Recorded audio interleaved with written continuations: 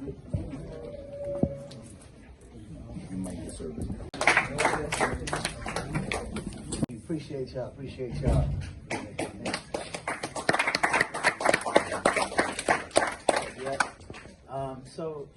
My story is a little similar to a lot of people's story. I'm imagining something she had mentioned was consistency. I started off. My mom was a drug dealer who's been locked up for 10 years, and me and my brothers were split up into foster care. So we all went to different directions, and I was kind of like trying to find myself and find, where I fit here, you know what I'm saying? So, which was hard to do under those circumstances at that time. So I know about the pressures of a lot of things. So going through that, once I figured out I want to do something bigger than what I was doing, which was just being in the street and just actually living, and you don't want to just be, just live. You want to really be alive, and you got to find out what your purpose is in order to do that, so you can be happy with what you're doing.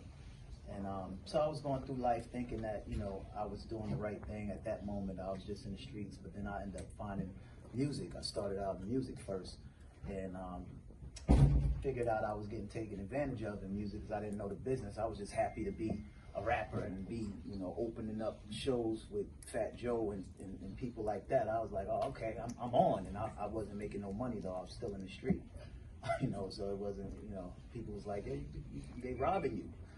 I just didn't know the business, but I met somebody, and this is, this is what's so important about being consistent. It's something that you got that feeling in your heart, like I'm supposed to do something. You gotta really attack that thing, because I met somebody backstage doing that told me you should get into acting. You got a good look, you got good character, you should get into the film business. And I never thought about it until then. But you're not supposed to go there. That door is closed, then something else opens up. And then you're like, oh, that's why.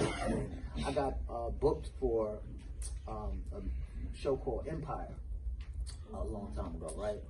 So I passed on it. I said, I don't feel this is right. You know what I'm saying? Like this wasn't right. I was trying so hard to get into something and get in one of those shows that was a top show, and they didn't really respect me, and they tried to put me in a position that I didn't want to be in. Like, listen, we got the role for you, but we got this role for you. And I was like, nah, and I actually passed on that. And right after that, I got booked for Power. So it's like things open up how they should once you recognize, your purpose and you putting that 140% in. Because I was studying, I was doing acting workshops. I was, excuse my language, busting ass. You know what I'm saying? Like I was putting the work in, and then you can see the result. It'll show automatically. It's just like when a basketball player is just practicing all the moves, and then in the game they just come out. It's like he reached, crossed, got him. It's just automatic. You know what I'm saying? So when you put in the work in, it's just automatically start to hit. Now when I'm on, when I'm performing next to somebody like 50 Cent, like who don't get nervous when you're gonna be next to 50 Cent? You know what I'm saying? It's like I'm next to 50, and he like, well, I mean, it's a good idea. You're doing good. I think you should, keep doing it. You're a pretty good actor. I like it, And, I'm sitting there like, this is 50 Cent, but he's like, I'm a pretty good actor.